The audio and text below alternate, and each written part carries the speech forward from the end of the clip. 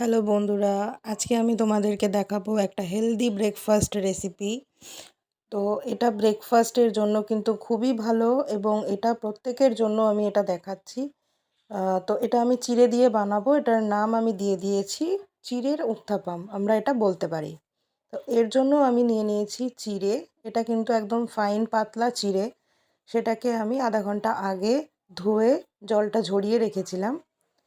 এবার একটা মিক্সিং বোলে আমি এর মধ্যে চিড়েটা নিয়ে নেব। তার মধ্যে নিয়ে নিয়েছি 2 থেকে 3 চামচ ময়দা।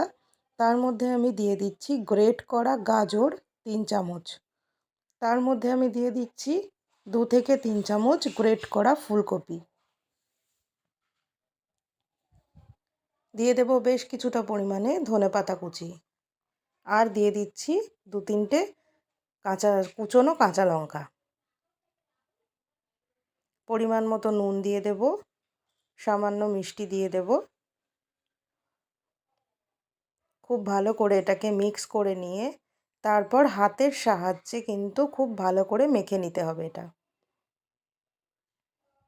প্রথমে আমি চামচ দিয়ে সব জিনিসগুলোকে মিক্স করে নিয়ে তারপরে আমি এটাকে হাত দিয়ে একদম সুন্দর করে মেখে নেব।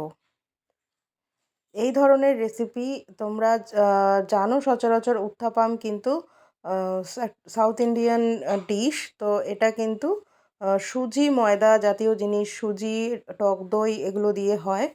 তো এটা আমি বানিয়েছি সম্পূর্ণ আমাদের বাঙালি প্রসেসে। এটা হলো চিড়ে দিয়ে আমি বানিয়েছি। তো তোমরা কিন্তু এটা বানিয়ে দেখতে পারো, বেশ ভালো লাগে খেতে। এক ব্রেকফাস্টের জন্য কিন্তু খুব ভালো। চিড়ে জাতীয় জিনিসটা পেটটাও ভারী রাখে, এটা বাচ্চারাও খেতে পারে।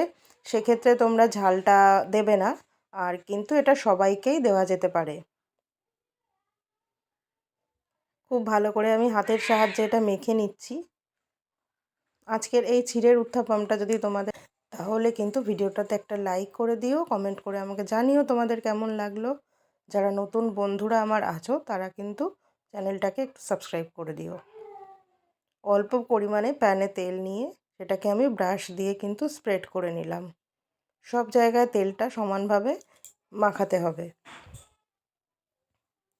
এরপর আমি একটা বড় চামচে করে ব্যাটারটা নিয়ে এইভাবে দিয়ে দেব। যতটা প্রয়োজন ততটা নেবে, 2 হাতা বা 3 হাতা, যে যেরকম দিতে চাও, যে যেরকম আকারের করতে চাও যে সেরকমই করতে পারো। এভাবে দিয়ে এটাকে একটুখানি চামচের পেছন দিক দিয়ে একটু ছড়িয়ে দিতে হবে। দেখো সুন্দর করে আমি কিন্তু স্প্রেড করে দিলাম। এবার যেটা করব, এর ওপরে দিয়ে দেব আরও কিছুটা মতো গ্রেট করা গাজর। তারপরে দিয়ে দিচ্ছি আমি একদম ফাইন করে কুচোনো টমেটো। তারপরে দিয়ে দেব ঠিক একই রকমভাবে ফাইন করে কুচানো ক্যাপসিকাম। কি দারুণ লাগছে, কতটা কালারফুল লাগছে দেখো তোমরা। এর ওপর থেকে আমি দিয়ে দেব খুব সামান্য পরিমাণে চাট মশলা। এটাকে ছড়িয়ে আমি দিয়ে দিলাম। এরপর যেটা করতে হবে, একদম ধিমে আঁচে 5 থেকে 7 মিনিট এটাকে রেখে দিতে হবে। হাই ফ্লেমে কিন্তু এটাকে করা যাবে না, যেহেতু এটা চিড়ে, এটা কিন্তু পুড়ে যাবে। একদম ঢেকে লো ফ্লেমে রান্না করতে হবে 5 মিনিট।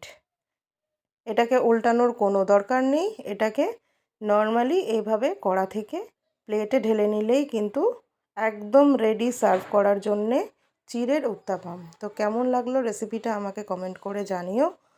যদি ভালো লাগে তাহলে কিন্তু ভিডিওটাতে অবশ্যই একটা লাইক করে দিও আর আমাকে সাবস্ক্রাইব করে দিও, আমার চ্যানেলের পাশে থেকো।